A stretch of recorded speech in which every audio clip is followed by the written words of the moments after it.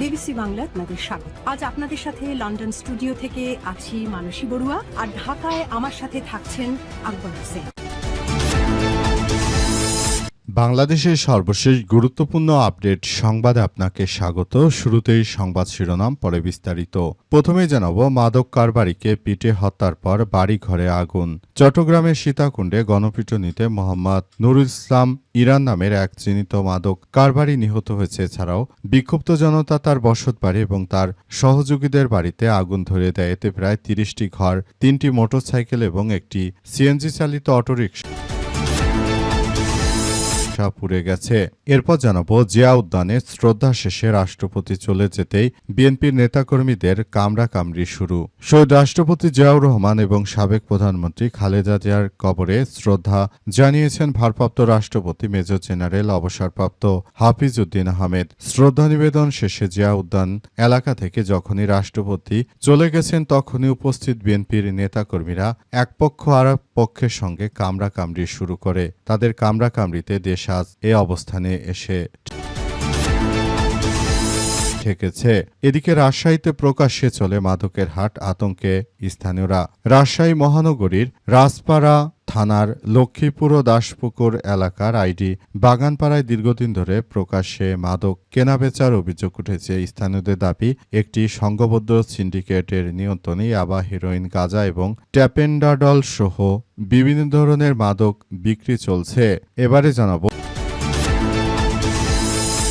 সদ্য সাবেক রাষ্ট্রপতি শাহাবুদ্দিন চুপ্পুকে নিয়ে আলাদা কোনো অনুসন্ধান নয় বলল বাংলাদেশ ব্যাংক। সদ্য সাবেক রাষ্ট্রপতি মোহাম্মদ শাহাবুদ্দিন চুপ্পুর বিরুদ্ধে আলাদা করে কোনো ধরনের আর্থিক অনিয়মের তদন্ত করবে না বাংলাদেশ ব্যাংক। তবে কোনো প্রতিষ্ঠান অনিয়ম খতিয়ে দেখার সময় যদি কারো সংশ্লিষ্টতা পাওয়া যায় তবে আইন অনুযায়ী ব্যবস্থা গ্রহণ করা হবে। আজ সাংবাদিকদের বাংলাদেশ ব্যাংকের মুখপাত্র এসব কথা জানিয়েছেন। তার মানে হচ্ছে, রাষ্ট্রপতি শাহাবুদ্দিন চুপ্পুকে জামাই আদর করে বিদেশে পালিয়ে যেতে সহযোগিতা করবে বিএনপি।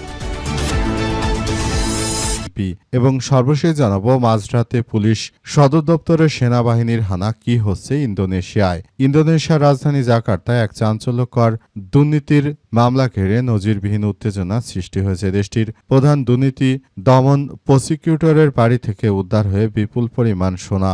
গত ৮ই জুলাই তার বাড়িতে পুলিশ অভিযানে জব্দ করা হয় ৭৪ কেজি সোনার বার এবং প্রায় ২ কোটি মার্কিন ডলার। এই ঘটনায় দেশটির সেনাবাহিনী ও পুলিশের মধ্যে তীব্র ক্ষমতার লড়াই প্রকাশ্যে চলে এসেছে। অভিযুক্ত ফেব্রি দেশটির বিশেষ অপরাধ সংক্রান্ত সাবেক উপ অ্যাটর্নি জেনারেল একটি অভিজাত গালফ কোর্সের পাশে তার সুরক্ষিত বাসভবন থেকে এই বিপুল পরিমাণ অবৈধ সম্পদ উদ্ধার করে। সোনা এবং অর্থ জব্দের পর পুলিশ ভেবেছিল ফেক্সি বিরুদ্ধে নির্বিঘ্নে ব্যবস্থা নেওয়া যাবে, কিন্তু তাদের এই ধারণা দ্রুত বদলে যায়। ঘটনার পরদিন রাত ৩টার দিকে সমর্থন জানানো সশস্ত্র সেনা সদস্যদের কয়েকটি দল পুলিশ হেডকোয়ার্টারের বাইরে অবস্থান নেয়। কোনো অপ্রীতিকর ঘটনা ছাড়াই তারা পরে চলে গেলেও এই মুখোমুখি অবস্থান নড়ে চড়ে বসায় প্রশাসনকে। পরিস্থিতি সামাল দিতে দ্রুত মাঠে নামেন প্রেসিডেন্ট প্রবাও সুবিয়ান্ত। উভয় পক্ষকে ডেকে একটি সমঝোতার পথ বেছে বের করে নিয়ে আসেন তিনি। প্রিয় দর্শক, এতক্ষণ শুনছিলেন সংবাদ শিরোনাম, এবারে বিস্তারিত। তবে তার আগে বন্ধুরা, অনুরোধ থাকবে এই সংবাদটিতে একটি লাইক দিন। এই চ্যানেলে আপনি নতুন হয়ে থাকলে আমাদের সংবাদটি দেখতে দেখতে চ্যানেলটি সাবস্ক্রাইব করে রাখুন। কমেন্ট করে বন্ধুরা আপনার মূল্যবান মতামত জানিয়ে দিন আপনি বিশ্বের কোন দেশ থেকে বা বাংলাদেশের কোন স্থান থেকে আমাদের সংবাদটি দেখছেন এবং শুনছেন। আর বন্ধুরা, সংবাদটি আপনার সোশ্যাল মিডিয়া ফেসবুকে শেয়ার করে বন্ধুদেরও দেখার সুযোগ করে দিন। গাজা যুদ্ধে আপনি যদি নিরীহ ফিলিস্তিনিদের ভালোবেসে থাকেন, কমেন্টে ইয়েস লিখে পুরো বিশ্ববাসীকে আমাদের এই তাজা আপডেটটি দেখার সুযোগ করে দিন। এবারে বিস্তারিত। মাদক কারবারিকে পিটে হত্যার পর বাড়ি ঘরে আগুন। চট্টগ্রামের সীতাকুণ্ডে গণপিটুনিতে মোহাম্মদ নুরুল ইসলাম ইরান নামের এক চিহ্নিত মাদক কারবারি নিহত হয়েছে। এছাড়াও বিক্ষুব্ধ জনতা তার বসতবাড়ি এবং সহযোগীদের বাড়িতে আগুন ধরিয়ে দিয়েছে। এতে প্রায় ৩০টি ঘর, ৩টি মোটরসাইকেল, একটি সিএনজি চালিত অটোরিকশা পুড়ে গেছে। দিবাগত রাত ১:৩০টার দিকে উপজেলার মুরাদপুর ইউনিয়নে ২ নম্বর ওয়ার্ডে পশ্চিম ভাটেরখিল এলাকায় এমন ঘটনা ঘটে। স্থানীয় বাসিন্দাদের অভিযোগ, মোহাম্মদ নুর ইসলাম ইরান মাদক কারবারি এবং এলাকায় চিহ্নিত সন্ত্রাসী। তার অত্যাচারে এলাকাবাসী জিম্মি ছিল। গত সোমবার নাইমুদ্দিন ১৬ ও ইমরান হোসেন ১৭ ইরানের মাদক ও সন্ত্রাসী কর্মকাণ্ডের প্রতিবাদ করলে তাদের উপর হামলা চালানো হয়। এক পর্যায়ে ইমরান ৩০,০০০ টাকা দিয়ে আহত অবস্থায় প্রাণে বাঁচল। টাকা দিতে না পারায় নাইমকে নৃশংসভাবে পিটিয়ে আহত করে তার বাড়ির সামনে রেখে ফেলে যায় ইরান এবং তার সন্ত্রাসী বাহিনী। পরে স্থানীয়রা তাকে উদ্ধার করে চট্টগ্রাম মেডিকেল কলেজ হাসপাতালে নিয়ে গেলে ৫ দিন চিকিৎসাধীন অবস্থায় থাকার পর রাতে মারা যান তিনি।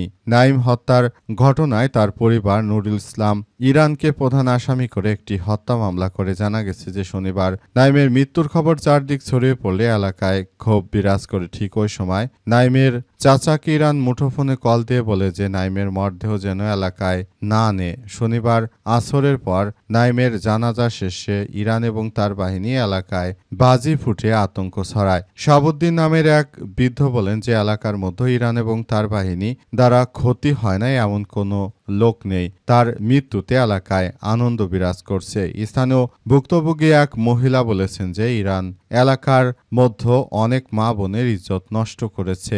আমরা এলাকায় শান্তিমতো বসবাস করতে পারতাম না। তার মৃত্যুতে সবাই শুকরিয়া নামাজ আদায় করেছে। নাইমের চাচা রুহুল আমিন জানান যে আমার ভাতিজা নাইমকে নির্মমভাবে পিটিয়ে নির্যাতন করে হত্যা করেছে, তার বাহিনী হত্যা করেছে। নাইমের মরদেহ যখন বাড়িতে আনছিল তখন ইরান আমাকে কল দিয়ে ধমক দেয় যে তার লাশ যেন এলাকায় না আনা হয়। ইরানের ছেলে রিফাত তার বাবাকে অপরাধী সাব্যস্ত করে বলেন, আমার বাবা অপরাধী এবং মাদক ব্যবসার সঙ্গে জড়িত। এছাড়াও আমার বাবা নাইম সাইম নামে ২ জনকে খুন করেছে। আমার বাবার কৃতকর্মের ফল আমার বাবা পেয়েছে। আমিও চাই অপরাধীদের বিচার হোক, কিন্তু আমাদের বসত ভিটা আসবাবপত্র কেন পুড়িয়ে দেওয়া হলো? সবকিছু জ্বালিয়ে তছনছ করে দিয়েছে এলাকাবাসী। জিয়া উদ্যানে শ্রদ্ধা শেষে রাষ্ট্রপতি চলে যেতেই বিএনপির নেতাকর্মীদের ২ গ্রুপের মধ্যে কামড়াকামড়ি শুরু। শহীদ রাষ্ট্রপতি জিয়াউর রহমানের এবং সাবেক প্রধানমন্ত্রী খালেদা জিয়ার কবরে শ্রদ্ধা জানিয়েছেন বর্তমান ভারপ্রাপ্ত রাষ্ট্রপতি হাফিজউদ্দিন আহমেদ। তিনি চলে যেতেই হঠাৎ করে বিএনপির নেতাকর্মীরা তারা আসলে কামড়াকামড়ি শুরু করে। এমনিতেই তাদের যে কামড়াকামড়ির অভ্যাস রয়েছে তারা সেটি চালিয়ে গেছে। অবস্থায় সবাই বলাবলি করছে যে একটি রাজনৈতিক দলের নেতাকর্মীরা তারা এতটা নিচু লেভেলে যেতে পারে সেটা আসলে বলা যাচ্ছে না, কারণ তাদের নেতাকর্মীরা এতটা বেপরোয়া যে নিজেদের দলের নেতাকর্মীদের সঙ্গেই তারা এই ধরনের আচরণ করে থাকে। এটা আসলে আমাদের সবার জন্য খুবই দুঃখজনক ব্যাপার। আমরা মনে করি যে নিজেদের মধ্যে নিজেরা এভাবে যদি কামড়াকামড়ি করে তাহলে দেশের মানুষ কি করে তাদের কাছে নিরাপদে থাকবে? দেশের প্রতিটি মানুষ তাদের এই ধরনের অত্যাচারে অতিষ্ঠ হয়ে আছে। সবাই আসলে চায় যে এদের হাত থেকে রক্ষা পেতে, কিন্তু বিভিন্ন জায়গায় ব্যবসা প্রতিষ্ঠানের মালিকদের কাছ থেকে যেভাবে চাঁদাবাজি, রাহাজানি এবং নাশকতার ঘটনাগুলো ঘটাচ্ছে এর জন্য এদেরকেই দায় নিতে হবে। তাছাড়া আসলে দেশটা কোন দিকে যাচ্ছে সেটি এই মুহূর্তে বলা কঠিন। আদতে তারা দেশের মানুষকে ভালো কিছু উপহার দিবে নাকি এভাবেই দেশের মতো হানাহানি মারামারিতে লিপ্ত থাকবে?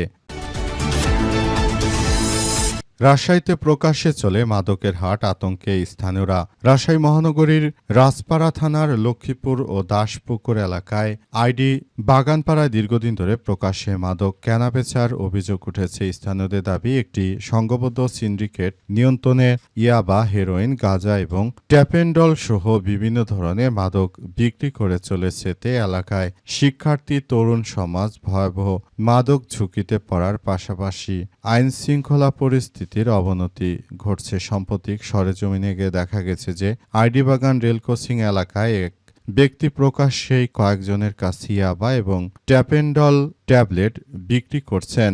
স্থানীয়দের ভাষ্য, রেললাইন সংলগ্ন এলাকাটি এখন মাদক কারবারিদের অভয়ারণ্যে পরিণত হয়েছে।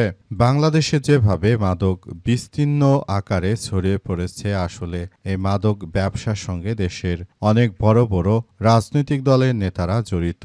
এছাড়াও প্রশাসনের অনেক ঊর্ধ্বতন কর্মকর্তারাও বর্তমান মাদকের সঙ্গে জড়িত। আসলে সারা দেশেই এই মাদক এমনভাবে ছড়িয়ে পড়েছে যে সবকিছু তছনছ হয়ে যাচ্ছে। পুরো দেশটা একদম ধ্বংসস্তূপে পরিণত হচ্ছে। শেষ পর্যন্ত আসলে বিষয়গুলো কোন দিকে যাচ্ছে সেটি এখন পর্যন্ত আসলে বলা যাচ্ছে না। তবে যে কোনো মূল্যে এই ধরনের পরিস্থিতি থেকে সবাইকে বেরিয়ে আসতে হবে। যদি এখান থেকে বেরিয়ে আসা না যায়, বাংলাদেশ আরও ধীরে ধীরে অধঃপতনের দিকে চলে যাচ্ছে। তাই দেশটাকে এখান থেকে বেরিয়ে আসার ব্যাপারে মূলত কার্যক্রম চালিয়ে যেতে হচ্ছে।